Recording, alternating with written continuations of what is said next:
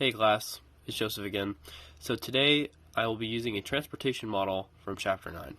So in my current job in the Marines, a lot of times we have to transport ammo from one range to the other from a warehouse. So my first billet is a machine gunner, but my second billet is actually a driver. So I sometimes do drive. So a good example would be for management, which could be for a future job, of calculating the amount of cost it takes. So doing the least amount of money to transport the most amount of ammo that you can, preferably. So for this one, let's just say we have 3 ranges and then a warehouse. So first thing you have to do is the objective formula. And so you would multiply each one of your, so you would calculate the data first of all. You take your data and collect it, and you'd have a set price for how much each trip it cost, how much per trip it costs to each range.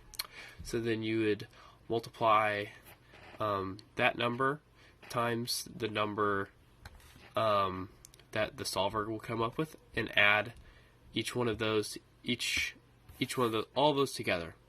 So then for your constraints, you would have for the capacity, so each range can only hold so much ammunition safely. So you'd have the capacity of, say, the first range would be 1,000, second range 2,000, and then 3,000. Should be a lot more than that, but that's fine. So then that'd be your first set of constraints, less than or equal to.